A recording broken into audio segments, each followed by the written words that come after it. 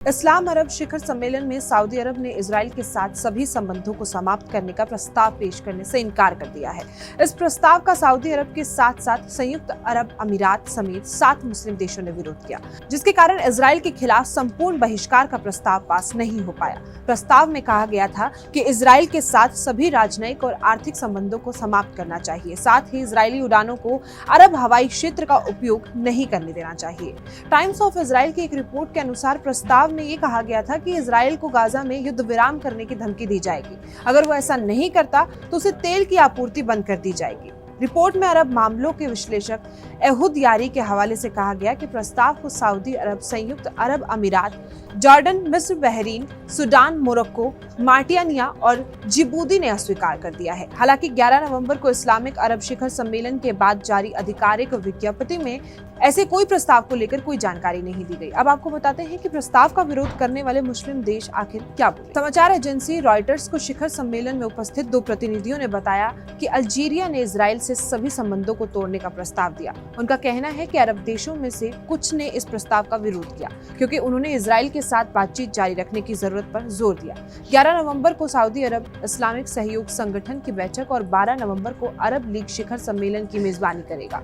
Gaza में मौजूद मानवीय संकट को देखते हुए सऊदी ने 11 नवंबर को अपनी राजधानी रियाद में एक संयुक्त शिखर सम्मेलन की मेजबानी करने का निर्णय लिया। सऊदी अरब के क्राउन प्रिंस मोहम्मद बिन सलमान शिखर ने सम्मेलन के उद्घाटन सत्र में कहा कि फिलिस्तीनी लोगों के खिलाफ जो भी अपराध हो रहे हैं उसके लिए इजराइल जिम्मेदार है। उनका कहना था कि संकट को दूर करने के लिए तुरंत युद्ध विराम होना चाहिए।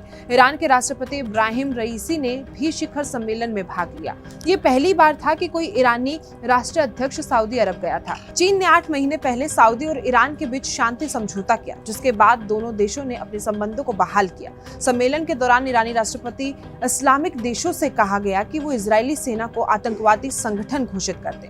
तुर्की के राष्ट्रपति एर्दोगान ने सम्मेलन में कहा कि इजराइल फिलिस्तीन संघर्ष को स्थायी रूप से हल करने के लिए एक अंतर्राष्ट्रीय शांति सम्मेलन बुला लेना चाहिए। गाजा में हमें कुछ घंटों के लिए विराम की जरूरत नहीं है, बल्कि हमें एक स्थायी युद्ध विराम की जरूरत है। इस्लाम अरब शिखर सम्मेलन में इस्लामिक सहयोग संगठन के सभी 57 देशों के प्रतिनिधियों ने भाग लिया।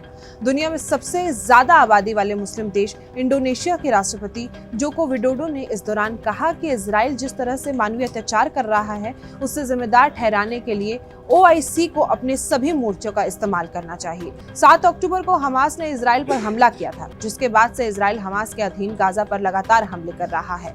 हमले से पहले खबरें आई थी कि सऊदी अरब जल्द ही इजराइल के साथ संबंधों को सामान्यीकरण करने वाला है। तो वहीं अमेरिका और सऊदी अरब के राजनयिकों ने बताया कि सऊदी क्राउन प्रिंस मोहम्मद बिन सलमान, इजरायली प्रधानमंत्री बेंजामिन नेतन्याहू और अमेरिकी राष्ट्रपति जो बाइडेन ने एक समझौते का समर्थन किया, जिसके माध्यम से सऊदी अरब कूटनीतिक रूप से इजराइल को मान्यता देगा। राजनयिकों ने कहा कि अगर सऊदी अरब इजराइल को मान्यता देने पर सहमत हो गया तो अरब के बाकी देश भी इजराइल के साथ संबंधों को सुधारने की कोशिश करेंगे। 1948 से इजराइल के साथ हुए अरब देशों के समझौतों से इजराइल और उसके पड़ोसियों के बीच दशकों से चली आ रही शत्रुता समाप्त हो जाएगी। हालांकि सऊदी अरब ने हमास और इजराइल के बीच चल रही लड़ाई के बाद इजराइल के साथ शांति वार्ता को रोक दिया है। विश्लेषकों का कहना है कि भले ही सऊदी अरब ने इजराइल के साथ शांति वार्ता को अभी के लिए रोक दिया है, लेकिन इस समझौता निकट भविष्य में होगा। सऊदी अरब और UAE ने मिलकर इजराइल को लेकर उसके रुख में नरमी आई। सऊदी अरब के क्राउन प्रिंस मोहम्मद बिन सलमान अपने महत्वाकांक्षी कार्यक्रम विजन 2030 की सफलता पर ध्यान देना चाहते हैं, न कि क्षेत्रीय संघर्षों में पड़कर देश के संसाधनों को बर्बाद होते देखना चाहते हैं। तो ये परियोजना सऊदी अरब की तेल आधारित अर्थव्यवस्था को बदलना चाहती है। इस परियोजना के जरिए सऊदी अपनी रूढ़िवादी इस्लामिक छवि को सुधार रहा है और विदेशी निवेश को तेजी से आकर्षित कर रहा है।